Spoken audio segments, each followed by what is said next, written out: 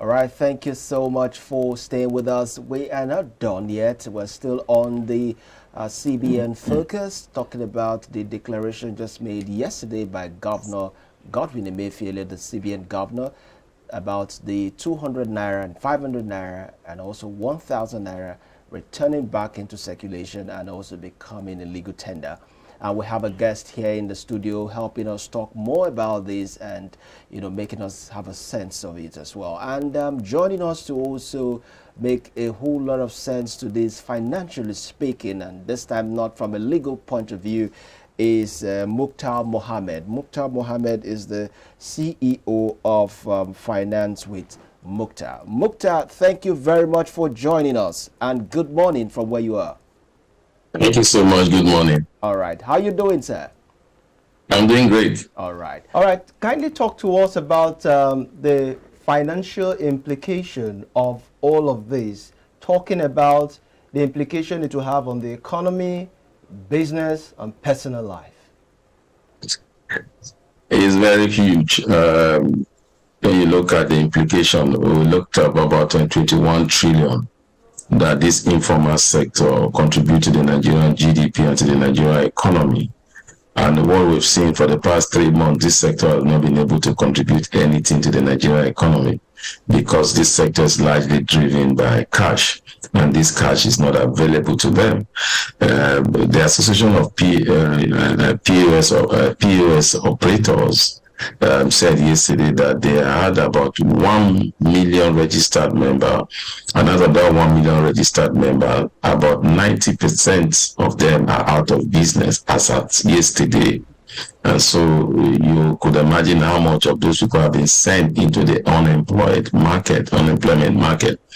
So we see a policy that also have impoverished the rural people because they become poorer by the day, because that's a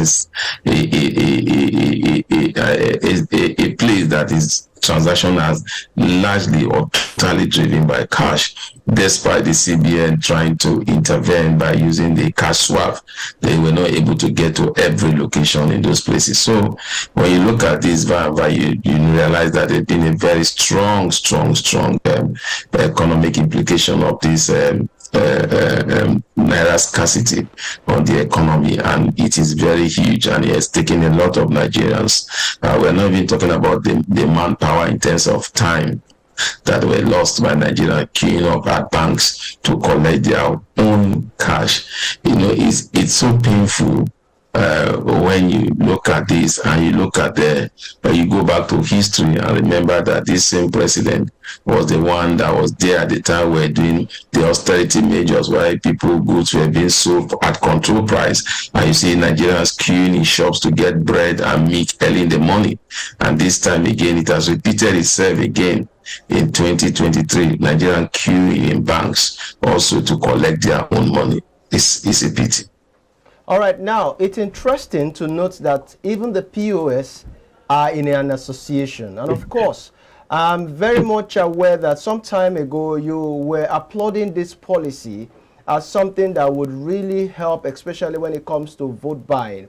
But in recent times, we've seen that all right, just a moment, let's quickly go for this break. And when we come back, we'll get you talking on this matter. Please stay with us.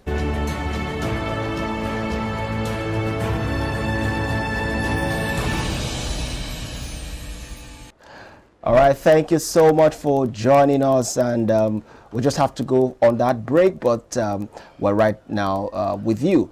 We'll be talking still with Mukhtar. Mukhtar is a finance person here, giving us the implication financially on the cash policy and looking at how it has also affected businesses and the economy at large. Mukhtar, are you there with us? Yes, I am here. All right, now let me ask you, because I was taking you on a trajectory, especially with regards to the fact that it's interesting to note that the POS operators are in an association. And of course, before now, you applauded this policy as something that, of course, would really go a long way in curbing vote buying. And right about now, what we are seeing now is more of cash confiscation than mopping up cash that is excess in the society. looking at the situation of things, people can barely retrieve their cash when they go to the bank. So what do you say about this? And of course, what's the implication on the inflation rate? All right, so we'll come back at you, Mr. Mokhtar, once we are able to fix that connection. All right, so I think it's back.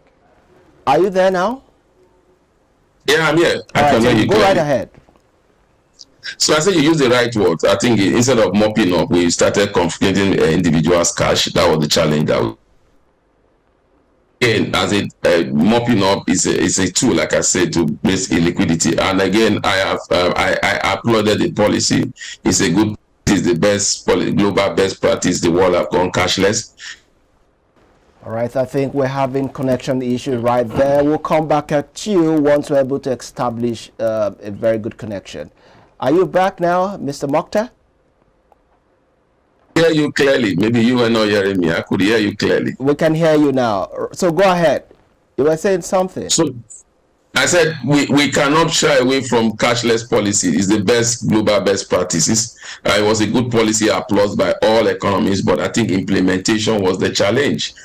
We went into a one-way type of implementation. Like you said, we started confiscating people cash instead of mopping up liquidity. But again, the CBN made us to understand that if you have, you return 10,000 naira, you are not going to get 10,000 naira back. You are going to get like maybe 5,000 or 7,000. That would have been better. But what we saw that you return 10,000 naira, you were giving 1,000 naira. And so that was what really affected the policy. But it was a good policy in the in the short or the long term. But now you're coming back to its inflationary pressure. I think inflation has gone high. If you looked at what the MBS gave to us the last time, even with this cashless policy, we saw inflation have moved to about 22% and we expect that to move up again because the cost of goods and services when available has gone high, because even the person that you are doing transaction with, you go to any of these informal sector, you have to pay an extra money if you have to do any transfer, and that has added also to your bill, and so that also has aided inflation. So definitely inflation has gone high. I expect the figures to be high, but again, you could also look at some of the gains of these. We've seen the exchange rates come a little bit steady at 700 to 750, which was not achieved before this cashless policy came. Before the cashless policy came, what we're seeing about the exchange rate almost hitting 900. But immediately this policy was implemented, we saw that it crashed to about 680 before stabilizing at 700 to 750. So it still has its positivity, but again, I'd say the implementation policy is a good policy, but the implementation was not implemented well by the CBN, especially the arrogancy in which the CBN went about the cashless policy. It's not good for our economy. It's not good to attract foreign investors, especially when you know that foreign investors are looking at the rule of law and intellectual property protection. And we saw all this, we saw the CBN and the federal government disregard the highest law body of the land. Yesterday, after the presidency spoke, immediately the CBN spoke, and then that what tells you is that the CBN under the current CBN governor is no more independent, because he waits for the presidency to give order before they want to implement those orders. So it's not good for foreign investors, especially now that we need foreign investors. Now let me butt in, Mr. Mokhtar. As a financial expert that you are, I quite understand that you agree with me that this policy, like you said, was wrongly implemented, even though it has a good intention. Now, you and I agree that it has affected so many businesses to the point that a lot of micros, and small enterprises have all gone down. Let me give you an instance. There's a lady I know who runs, a POS service, which we all call money merchants. As I speak, the lady now told her staff to stay back because she had so much of the old notes and her customers can no longer or are no longer accepting it. They are now requesting for the new note, meaning that she has now thrown somebody out, into the job market again, because of course that staff can no longer work. Now, this is just one amongst a whole lot of businesses that must have been affected. How quick do you think, businesses can now fall back to shape? Looking at the negative impact that it has really done on businesses, from your own perspective now as a financial expert, how quick do you think the economy, businesses, and life in general can now, come back to normal? If you have an estimate time, and if you look at economies, it's going to take almost 3 to 6 months before you get normality into the system. Because, like you said, even when the person that is operating the POS terminal is telling his staff to come back, he might not want all of them to come back at the same time because he still does not have enough cash to go around. Even if he has the old cash, he's not sure whether the CBN is going to be giving them cash like the way they used to have it before.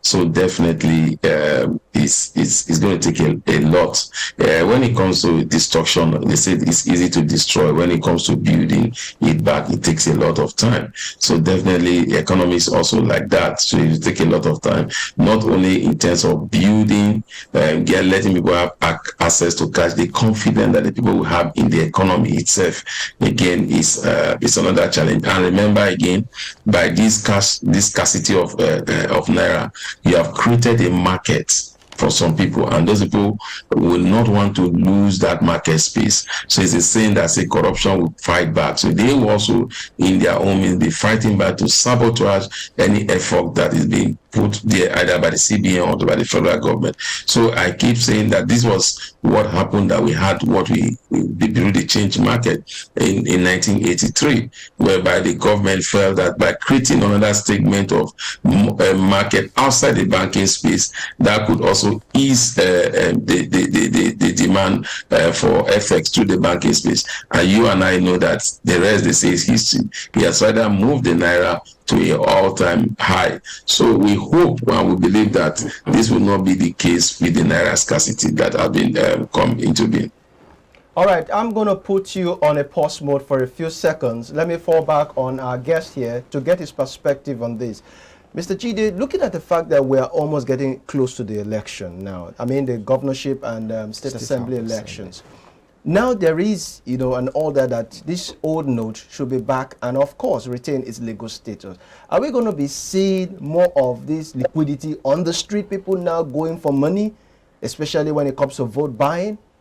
You see, the basic aspect of this policy implementation that the Supreme Court touched is the legal tender aspect. We still have the restriction of withdrawal. So, has Supreme Court told CBN to allow me draw 500,000 from my millions of Naira in the bank? No. So you may still find a situation where you go to the bank and all you can get in a day is 5,000 or 10,000. It may now be old notes or new notes. So there are still some aspects of this policy. And that's why some of us said, you could have thought this through. Evaluate the coloration, the texture of your economy before you implement. So are we going to still be having vote buying as we go I've to the election? told you, the politicians have moved on. You see, they are not daft. In fact, you've saved them money. So, and vote buying is not only with cash. You can buy votes in kind. But of course, politicians now tilted towards that, doing that through, airtime transfer and all that. Exactly, and you have promissory order also, that you can see the situation, boys and girls. So go vote for us. When the space is open, and we settle you, which is political. Politicians will have their way, and that is why, in fact, Mr. Mukhtar may help us on this. I'm going to throw that question to him now. Bringing politics into an economic policy is also a novel thing in the world and will affect us globally. It means that we cannot even predict the economy of this nation. Except that you can predict that from the way we manage things, we can only go towards the negative. Because in public relations, when you are talking about foreign direct investment, the investors want to profile your economic environment. We are still talking about kidnapping. Have we been able to even, deal with that? Some fishermen were beheaded. We still have people being killed. We even saw a video of bandits parading the new notes, and that they have it. So you must be effective. All right. With your policy implementation. So talking about elections, we go and we come and go. But please, this economy has been dragged back. Now, Mr. Mokhtar, are you still there? Okay, I am here. So what's your reaction to what Barrister just said? And of course, looking at the fact that not all angles of this policy were touched. Like he said, when it comes to withdrawal, especially off the counter when you are in the banking hall. So how will this also affect businesses and, of course, personal life? I think from what I gathered, from what I read, I think the Supreme Court made mention of something like that, in that you don't have to put a limit on what people can, you can't put a fine. Remember that the whole idea is, if I withdraw above 500,000, they are not saying that I cannot withdraw above 500,000, but they are saying if I do that withdrawal, there will be a fine on it. I think the Supreme Court touched on that. I think, or maybe High Court has also touched on that. That there's no way, there's no parastatal, there's no any government agency that have a right to fine anybody. It's only the court that has the right to impose a fine or a judgment on anything that has to do with anything, fine or judge or whatever. I think they have their legal terms that to use on that. I think that has been addressed. So it's not left for the bank to charge you, and like it's always say, we'll not test our might in court again by taking that bank to court and saying that you are fined me for withdrawing 500,000, but you are not supposed to do that.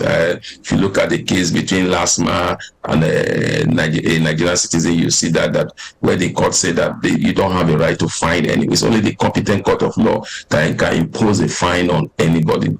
I think that will have been dealt with in that aspect. In the other aspect that he was talking about, politics here. I keep saying something. Globally, you there are two places. One area you don't play, two areas you don't play politics with. You don't play politics with your economy. You don't play politics with your security, because your economy and your security does not know whether you're APC, whether you're PDP, whether you're ABGA, whether you're Labour Party. It affects everybody once you are playing politics with it. And why this policy has failed is because it was implemented with the notion of coping vote buying by politicians. So it became a political tool to fight the politicians. And when it becomes a tool to fight the politicians, especially in this part of the world, the politicians also are one of the most powerful in this part of the world. So they fought back, and that is why we're seeing what we are seeing now. All right, now looking at the situation of things, for the want of the right word, businesses, have been wounded. A lot of issues around how businesses will thrive, especially in these very trying times. Now, how will the economy be healed as this policy now has been passed by the CBN? Well, healing process is not just a day. It has to take some time to heal. Number one, you need to get people to have confidence in the economy before you start talking about healing. Then again, maybe you have to begin to intervene in the economy, especially the economy of the rural area. You need to start intervening positively. You may if you want to, that means if you are giving the bank 1 million before, you need to start giving them 5 million to make sure you have cash in circulation. And again, that comes also with its own challenges which have to do with inflation. So a lot of balancing has to do, but I think the healing process will have to be gradual. The best way to heal such a process is for most businesses to also begin to embrace the digital platform. I think that's the best way to make the healing fast. So as we are having the old and the new Naira note working hand in hand, we should also begin to have the digital platform and the cash platform working hand in hand. With that, we could have a quick recovery in the economy. Thank you very much. So as we coast home now, what's your final word, sir? You know, my final word is to advise our leaders to at least study some templates across the world. China is a good friend of Nigeria.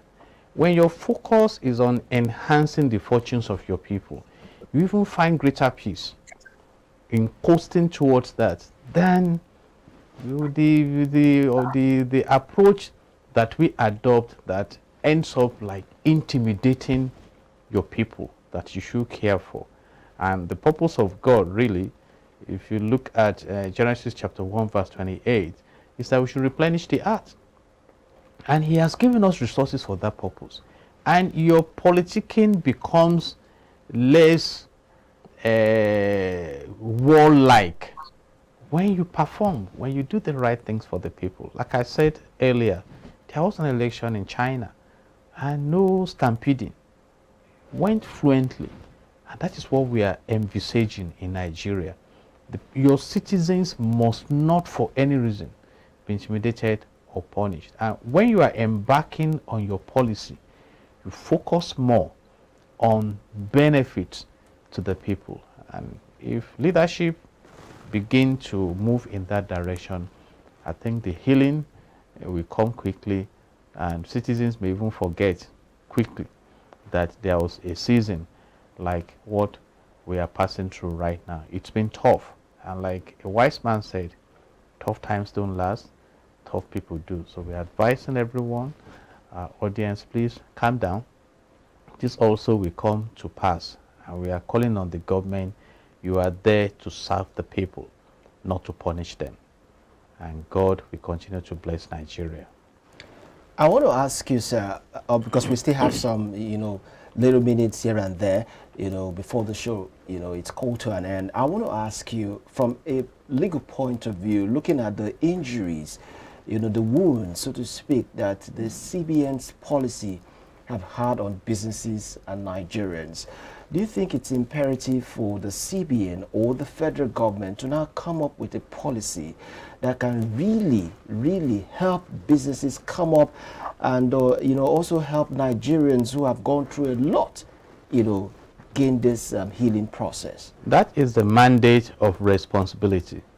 And we can look at the Rwandan experience. After the genocide and the intimidation of the people, the leadership came up with a new mindset to government that introduced ease of doing business, that introduced attracting foreign direct investment to support the locally created wealth driving forces. And today, Rwanda is one of the fast growing economies in Africa. So we have the resources, but the attention should be more on the heart of leadership. You see, people always say we need more hands. No, you need more kind heads, responsive hearts, benevolent hands to turn things around. If you just bring hands and hands begin to scatter, it's trouble. So we need resourceful management of our resources to create commonwealth for common good. Any nation that begins to say corruption is fighting is a lame government. After God, government is the next powerful, entity that we have. All right, let's quickly take finally Mr. Mokhtar. Mr. Mokhtar, are you there? Yes, I am here. All right, now this policy, like we said earlier, was more of confiscation than mopping up. And of course, some, quarters have said that it has been targeted to select few Nigerians, especially the elites. Now, in going forward, what and how do you think government needs to, manage issues that has to do with policies, financial policies of this nature, so that it doesn't seem like it is targeted at a few Nigerians or a little bit apolitical?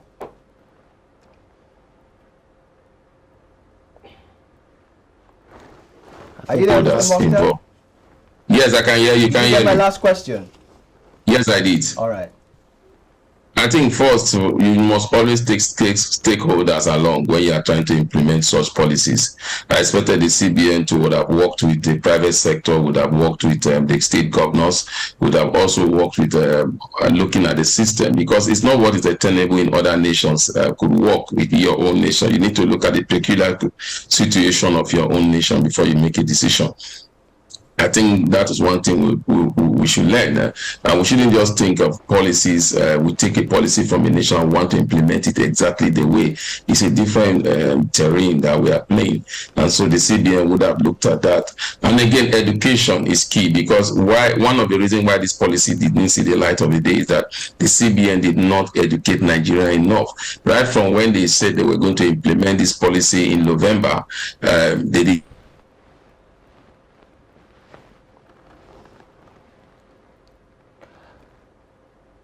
All right, I think we lost connection there with Mukhtar, but we do not have much time now to come back on you. Are you back, Mukhtar? Yeah, I'm here. All right, so thank you very much for your thoughts and for being, on the show this morning. We really appreciate you so much. I will hope that, we'll have you at another time, for you to share your perspective with us. Thank you very much, Mukhtar Mohammed. Yeah. All right, so that's Mukhtar Mohammed, the CEO of Finance with Mukhtar. He's just been sharing with us his own perspective, his own ideas, what he feels, has been done to the economy financially as a result of the cash policy. Now, before we let you go, Mr. The legal practitioner we have, let me put it that way. I want to ask you, do you think that going forward, the government, do you think they should test run whatever policy they want to come up with before coming out there to, put it as a law and, Nigerians, following suit to it? It's a divine mandate. The Lord himself said, before you build a house, sit down, count the cost, and be sure you are able to finish, so that you don't start building and you are held down and people begin to mock you.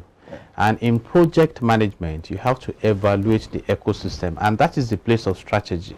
Strategy is a long-term plan for success. So you look ahead, you are proactive, you do what is called SWOT analysis, your strength, your weakness, your opportunities, and the threats. And that is the main expectation of good governance. Singapore did not get to where it is today by palliative experiments, but by calculated strategic experiments. Thank you very much, Mr. Jide Ologun, a legal practitioner, for helping us make sense out of all of this. And we hope you really enjoyed his analysis and contribution to the topic. Thank you very much once again, Mr. Jide Ologun, for coming to the show. Thank you. God bless Nigeria. All right, so that's the much we have for you on this particular segment. But then before we draw the curtain to a close, we'd like to read our quote for the day, which says, keep your face always towards the sunshine and shadows will fall behind you. What do you have to say on this, Josh? Yeah, the focus, the goal, like they say, keep your eyes on the prize. So it doesn't matter what you're going through right now, but what you should focus your mind on is what comes after the pain. Thank you very much for your contribution there, Josh. And I am Samuel Ukata, your host on the show, and I hope you really enjoyed today's show. Till we'll come your way same time tomorrow at the same time, same station, and same platform, Star Times 143. Whatever you do, like I always say, do not forget to watch IBrand Daybreak. Thank you very much once again. And of course, my name is Joshua Okata. If by any means you've missed this week's episode, you can catch a repeat broadcast on our YouTube channel at IBrandTV. Till we come your way same time tomorrow, God willing, my name remains Joshua Okata. I'll see you next time. Bye for now.